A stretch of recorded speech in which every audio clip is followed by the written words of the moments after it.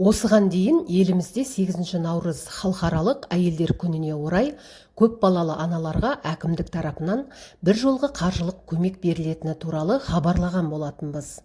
Оның ішінде 3 өңірге, яғни Астана мен Шымкент қалалары және Қарағанды облысындағы көп балалы отбасыларға бір жолғы көмек қаржы берілетіндігі туралы айтқан едік. Одан бөлек тағы да қай өңір тұрғындарына қаржылай көмек берілмек. Ал енді тұрғын үйге мұқтаж жандарға 1 миллион теңге көмек қаржы қай өңір тұрғындарына берілетін болады. Бұл туралы білгіңіз келсе, видеоны толық қарап шығыңыз. 8 наурыз халықаралық әйелдер мерекесіне орай көп балалы аналарға бір жолғы төлем берілетіндігі туралы хабар қоғамда кәдімгідей қызу талқылауға ұласты. Расында әр өңірді бөле жармай, бәріне бірдей берілсін дегенді қолдайтындардың қарасы көп болып тұр. Неге расында да барлық өңірдегі аналарға бірдей берілмейді? Кей өңірлерде мүмкіндігі шектеулі жандар мен ардагерлерге де көмек қоры қарастырылған. Жергілікті әкімдіктерде берілетін сома көлемі әртүрлі болмақ. Алайда кей қалаларда биыл бір жолға төлем бюджеттен мүлдем қарастырылмапты. Ресми дерек көздерінің хабарлауынша қаражат жергілікті бюджеттен бөлінеді. Сондықтан да әр аймақтағы төлем сомалары да әртүрлі болып келеді.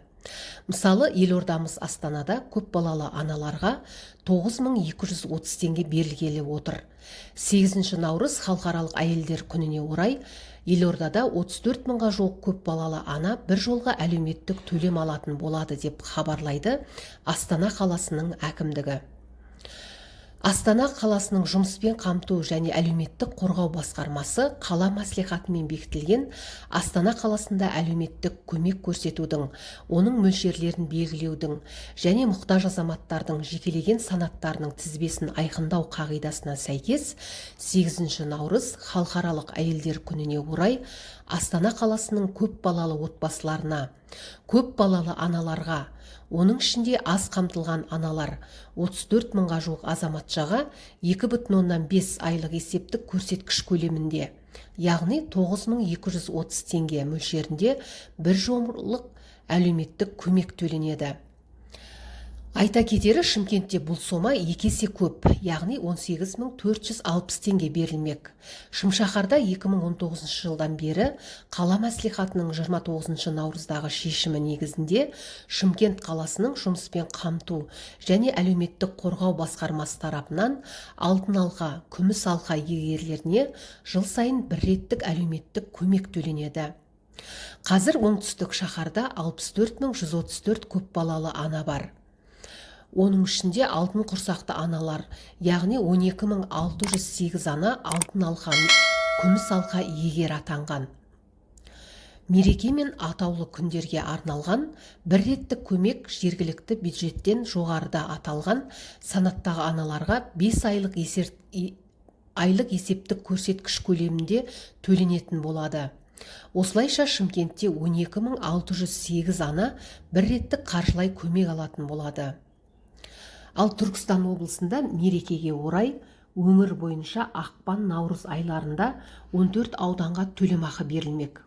Оның ішінде Бәйдібек, Қазығұрт, Мақтарал, Ордабасы, Отырар, Сайрам, Сарағаш, Сауран, Созақ, Түлкібас, Шардара аудандары және Арыс, Кентау, Түркістан қалалары да бар. Негізінде республика бойынша алтын құрсақты аналардың басым бөлігі Түркістан облысында тұрады.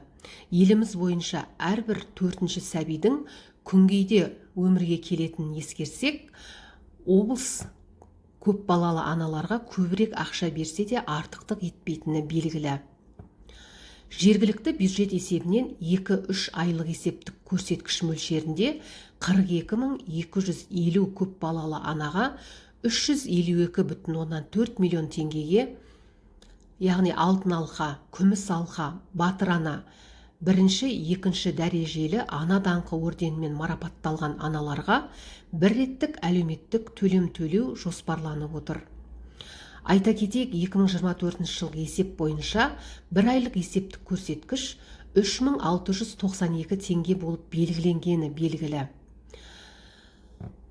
Ұлытау облысында көп балалы аналарға 20 мың теңге берілмек. Өңірде бұл мерекеге орай 165 миллион теңге бөлініпті. Ал Ақмола облысында аналардың мәртебесіне қарай 7 мыңнан 18 мың теңгеге дейін бір жолғы төлем тағайындалған. Дәл мұндай соманы Қарағанды қаласының көп балалы аналары да ие болатын болады. Мұнда әйелдердің жалпы саны 8 мыңды құрап отыр. Шығыс Қазақстанда ең көп сома 12 мың теңгеге жуықтайды. Бірақ төлем алушылардың көп екенін айта кеткен жөн. Шығыс Қазақстандық әйелдердің саны шамамен 12 мың теңге. 12 мың. Оның ішінде көп балалы аналарға берілетін сома да бар. Аналар мерекесіне орай төлемдер Алматы, Қостанай және Ақтөбеде қарастырылмаған. Әйелдердің халықаралық күні жылына бір рет қана атап өтілетіні белгілі. Қоғам қайраткерлерінің айтуынша, төлемдер бірыңғай және бәріне бірдей берілуі қажет деп есептейді. Расында қоғам белсенділері бұл пікірді бірауыздан қолдап отыр. Олар әр анаға кем дегенде 30 мың теңгеден берілуі керек деп есептейді. Тіпті әр анаға 50 мың теңгеден берсе де артықтық етпейді деп санайтындар көп. Еңбек және халықты әлеуметтік қорғау министрлігінің хабарлауынша, 21 есте қалатын және мереке күндерінде әкімдіктер мұқтаж қазақстандықтарға әлеуметтік көмек көрсетіп келеді. Бұл ретте олардың тізбесі сондай-ақ өңірлердегі төлемдердің көлемі ерекшеленеді және белгілі бір әкімшілік аумақтық бірліктің бюджеттік мүмкіндіктеріне байланысты. Республикалық маңызы бар қалалардың, Астананың, ауданның және облыстық маңызы бар қалалардың әкімдіктері мұқтаж азаматтардың жекелеген санаттарының тізбесін айқындайды. Әлеуметтік көмектің мөлшерін белгілейді. Оның ішінде есте қаларлық даталар мен мерекелер үшін тиісті бюджет қаражаты есебінен төленеді.